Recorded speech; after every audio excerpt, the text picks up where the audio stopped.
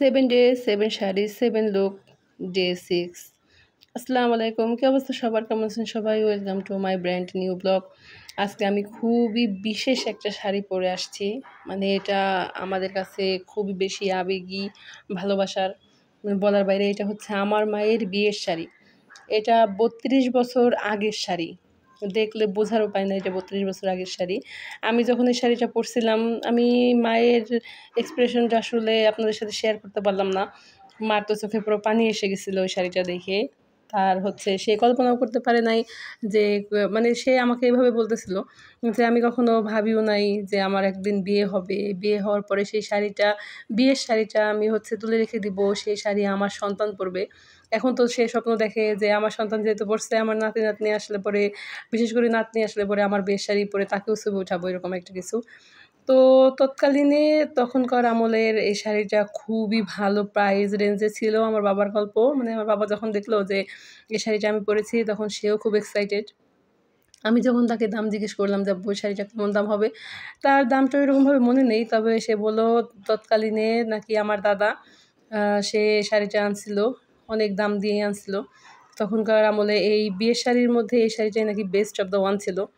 যাই হোক, তো এই শাড়িটা পরে মানে আমার এত ভালো লাগতেছিল, মনে হচ্ছিল যে আমি সেই দিন যদি দেখতে পারতাম আমার মায়ের বিয়ে। আসলে এটা প্রত্যেকটা সন্তানেরই মনে হয় স্বপ্ন থাকে, যেটা নাকি কখনো পূরণও হয় না। এখনকার যুগে তো অনেক কিছুই আসছে, ভিডিও করে রাখা যায়। কিন্তু আমাদের সময় মানে আমার বাবার বিয়ের একটা ছবিও নাই। তাহলে আমি অ্যাডজাস্ট করে দিতে পারতাম আসলে। হুট করে ঘরোয়াভাবে বিয়ে হয়ে গেছে আমার মায়ের, ওভাবেই করতে পারি নাই। তার মধ্যে আবার একটা মজার ঘটনা হয়েছে যে, যখন আমি শাড়ি পরা শেষ করছি, যখন আমি ছবি শ্যুট করব, ঠিক তখনই কারেন্ট চলে গেছে। যাই হোক, কারেন্ট যেয়ে সেকালে একটা ভাইব আসছে। পরে বোন বলতেছিল, "আপু হাতটা খুবই খালি লাগতেছিল, তোমাকে আসো একটু আলপনা করে দেই।" আমার বোন তো এত সুন্দর, মানে ওর হাতের কাজ আসলে সামনে থেকে না দেখলে বোঝা যায় না। ক্যামেরায় অত ভালো আসে না। সামনে থেকে দেখলে হচ্ছে বোঝা যায়। মাশাআল্লাহ, ও এত সুন্দর ডিজাইন করে। ও সময় পাইছে মাত্র ২ মিনিট, বড়জোর ২ মিনিটেও এত সুন্দর ডিজাইন করে ফেলছে। ও যদি পুরা ২০ মিনিট সময় পায়, সেখানে যে ও কি করবে বলার মতো না। এত সুন্দর ওর কাজ। তো কলকা এত সুন্দর দিতে পারে, বলার মতো না। তো কলকা তো শুধু আর হিন্দুরা পড়বে এমন তো কিছু না। মুসলমানরাও তো করতে পারে। আমার ইচ্ছে ছিল আমি কপালে একটু কলকা করব, কিন্তু কারেন্ট চলে যাওয়ায় ওভাবে আসলে করা হয় নাই। তারপর যাই হোক, কারেন্ট আসছে। কারেন্ট আসার পর তো ঘেমে নিয়ে একেবারে একাকার অবস্থা হয়ে গেছে।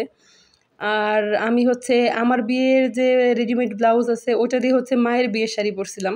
কারণ মায়ের বিয়ের শাড়ির যে ব্লাউজটা এখনও আছে, মা রেখে দিছে। কিন্তু মা এত শুকনা ছিল তখন, ওই শাড়িটার ব্লাউজ আমার হাতেই উঠবে না, এমন একটা অবস্থা। যাই হোক, শাড়িটা পরতে পেরে মানে মনের দিক থেকে আমার এত ভালো লাগতেছিল। তাদের বলছিলাম ১ম দিন যে লাস্টে মজা আছে বা লাস্টে এক্সাইটেড কিছু আছে, এটাই সেটা। কেমন লাগলো সবাই জানাবেন।